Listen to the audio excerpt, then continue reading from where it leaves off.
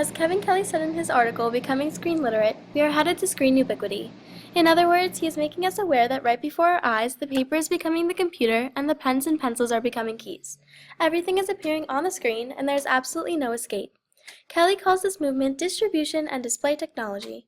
It is constructed in an era that has changed the culture of communication. We are moving away from face-to-face conversations and written letters to a world of a fast-speed circulation of information. In order to keep up, it is crucial to become digitally literate. Digital literacy is knowing how to read, write, communicate, and participate in the growing online culture. Getting comfortable with technological literacy is a stepping stone into the digital world. This step, as Cynthia Self explains, involves the ability to use computers and other technology to improve learning, productivity, and performance in a complex way. Developing the skills to use this technology is not going to be enough to be digitally literate. It is a cultural movement. You must become literate in each device. For example, Self goes on to explain computer literacy as a functional understanding of what computers are and how they are used. She says, literacy extends beyond the basics of learning how to use technological spaces into a unique lifestyle. Often, the greatest contribution comes from using various technology that work together to produce an original work. Over the course of my communications class, I have proven the importance of being digitally literate in a society of screens by sampling and combining digital spaces. My participation in online spaces has become the key component into my understanding of the changing digital culture. Without the ability to participate, I would not have gained the toolbox of skills that Reingold insists is important in participation power. Included in this toolbox is persuasion, discussion, self-presentation, and even crap detection. All of these items are needed to become digitally literate. The truth is that participation really is power. My journey to digital literacy started with a background using technological devices, which included my Verizon wireless iPhone 5S and my Apple MacBook Pro. I was familiar in how to use them effectively and what their purposes were intended to be upon creation. At that point, I considered myself to be technological, mobile device, and computer literate. Unfortunately, I was not yet digitally literate. Upon the creation of my WordPress blog, A Serendipitous Adventure, my class Twitter account, and various mobile apps, I slowly gained digital literacy. Once they were all created, I was able to connect them in various ways that allowed me to effectively produce material quicker than I had ever imagined. A Serendipitous Adventure is my online music blog that provides viewers with information regarding meaningful lyrics or songs that have been used in unexpected or non-traditional ways. It was not always a blog page, though. Originally, it was a simple, empty, generic WordPress URL that needed editing and personalization. This is where every creator starts out. In order to make these changes, I needed inspiration and a place to begin. I took to the internet to become literate in the information that surrounded the topic of modern, meaningful music. My idea came from some other blogs, websites, and accounts that can be found on my blog roll. One of the many was Wild Wanderings, which is now called Tim Barkley Music. Soon enough, my blog was able to become a remix of other creators and bloggers who have produced similar information before me. By remix, I mean that I cannot take full responsibility for being the first person who established a music blog.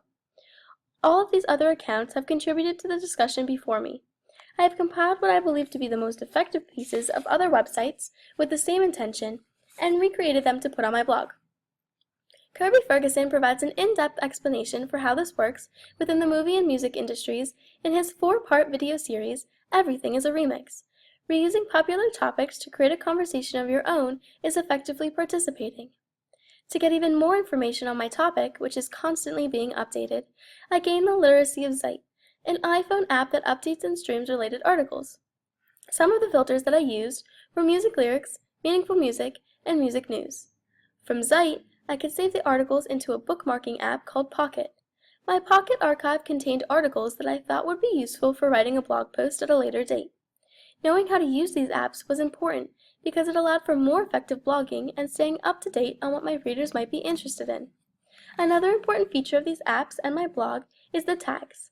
Tags are a term you learn in the process of becoming digitally literate because it helps with organization as well as discussion. Tags are typically one word in length or a common phrase that is conventional to your community or audience. I could tag a Zeit article with hashtag meaningful melodies or hashtag music and politics, and then when I'm writing my blog post about the topic, it would be easier to filter out. Tags are also able to connect Twitter into the mix of digital spaces. My Twitter account, @EmilyBugansky, is the base for all of my digital communication. Whenever I produce a blog post, I advertise the link on Twitter using a related hashtag so that users are aware of its existence. In addition, I also circulate Zeit and internet articles, items that I've saved to my Pocket account, and original content regarding my hashtag CPTF15 class, as we call it in the digital world, and other music snippets. My Twitter is also the location that allows my followers to become aware of what I am sharing on Spotify, an online music web player. I have been able to use IFTTT to make it possible to alert my followers with a tweet when I add a song to my Meaningful Melodies playlist on a completely different website. The Meaningful Melodies Spotify playlist that I created was meant to directly connect the information that I was posting about on Twitter and my blog. Its purpose was originally to engage my audience, but soon became a great way for my followers to participate as well. All of these connections and combinations sound confusing and complicated, but in reality, they are creating a culture of digital literacy. I have found through my use of this technology that I was able to retrieve and produce information quicker than ever before, and more importantly, I was able to participate and have my voice heard amongst the crowd. In personal connections in the digital age, BAM recognizes the effect of technology, which is actually the importance of why someone would want to become digitally literate. She says, technologies affect how we see the world, our communities, our relationships, and ourselves. Becoming digitally literate is a culture that expands communication, effectively relays information, and allows everyone to be a part of a vast community of creativity and intelligence.